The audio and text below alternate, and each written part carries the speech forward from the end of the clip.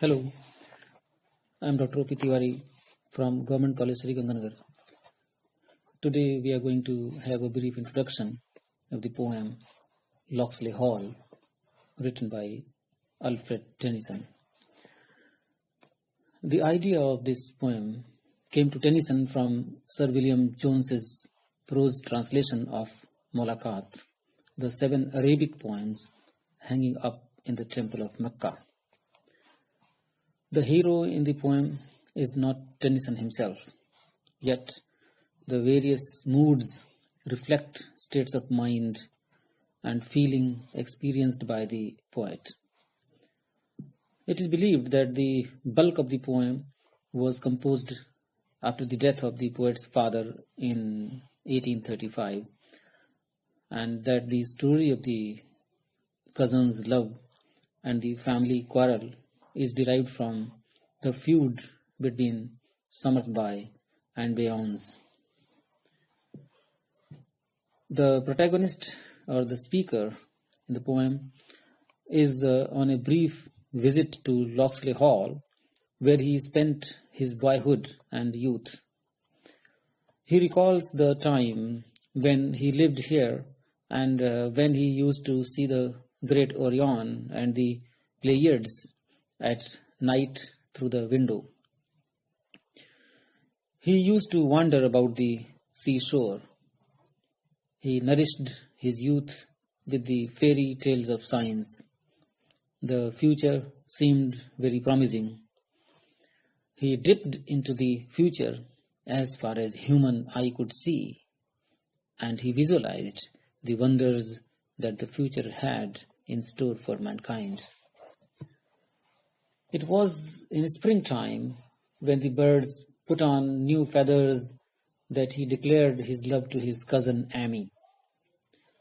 In reply, she told him that she had loved him for a long time and that she had been hiding her feelings for him. This confession of love from her made the world more beautiful and radiant for him. The two used to wander over the moorland and by the seashore. Her whispers used to quicken his pulse, and at the touching of their lips, their spirits used to rush together. But cousin Amy proved false to him.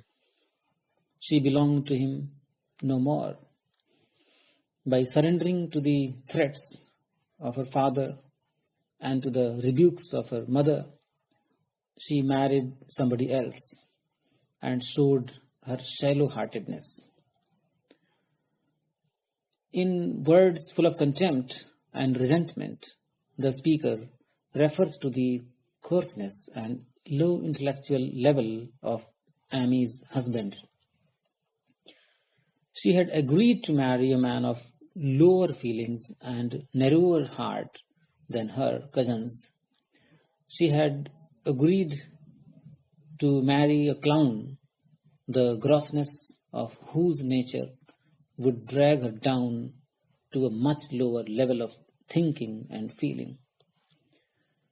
After the novelty of his passion for her was exhausted, he would treat her no better than his dog or horse. Her finer fancies and lighter thoughts would totally be lost upon him. It would have been better if the speaker had killed her with his hands than allowed her to marry a husband of that kind. It would have been better if both Amy and he had died than that Amy should have married that vulgar fellow.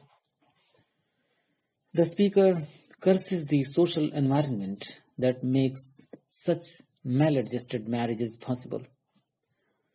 He curses the lure of gold which covers up the stupidity of a man who is allowed to marry a girl like Amy.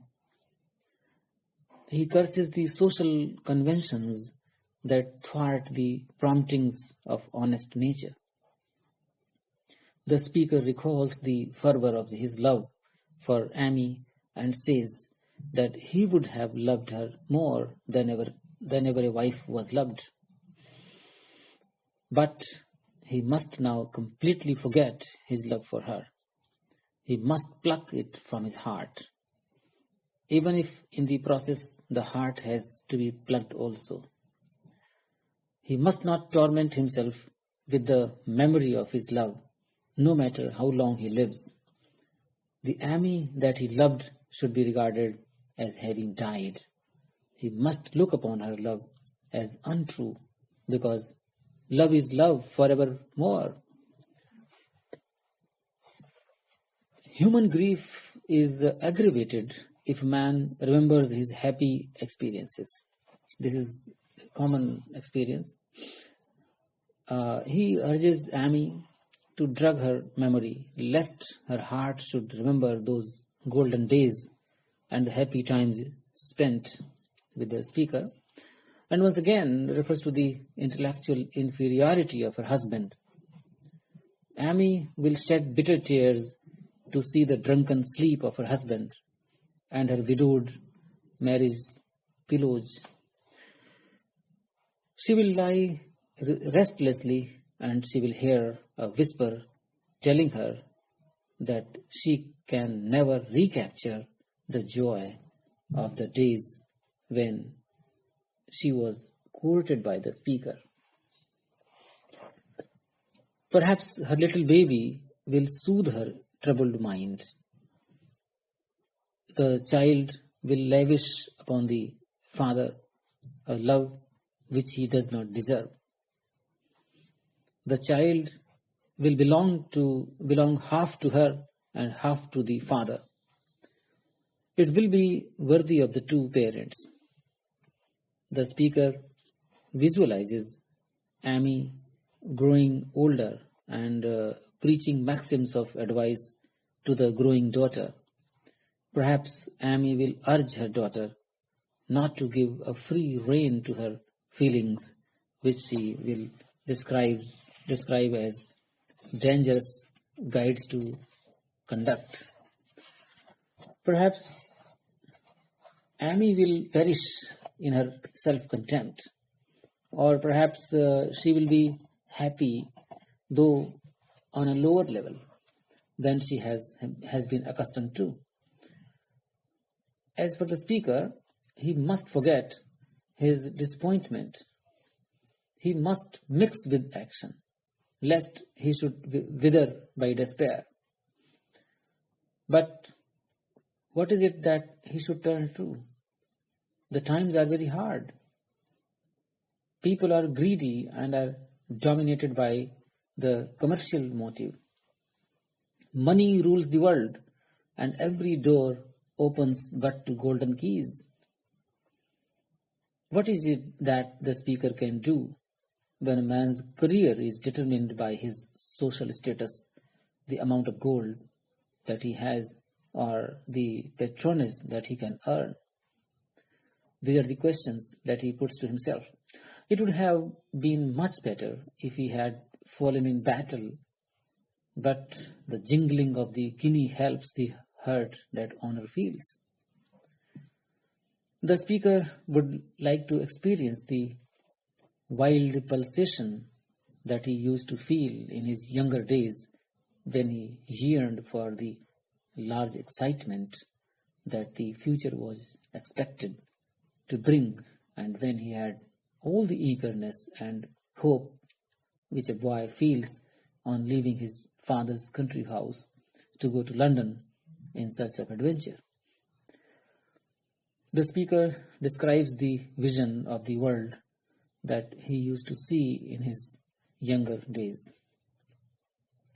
He speaks of the wonders of that vision. In those days, he used to imagine the sky filled with commerce, but he used also to imagine the aerial warfare between nations. At the same time, he could foresee the end of international war and the emergence of the Parliament of Man, the Federation of the World, with the kindly earth lapped in universal law. But all these visions of the future had been wiped out by his disappointment in love, which completely paralyzed him and which left him with the palsied heart and the jaundiced eye. In spite of his oppressive sorrow, however, the speaker does not doubt that through the ages one increasing purpose runs, and that the thoughts of men widen with the passing of time. And yet, the increasing purpose and the widening thoughts of men have no meaning to him who cannot reap the harvest of his youthful joys. The world may grow from more to more, but the individual withers. Knowledge comes, but wisdom is slow in coming, and the individual whose heart is full of sorrow and sad experience moves miserably towards his death.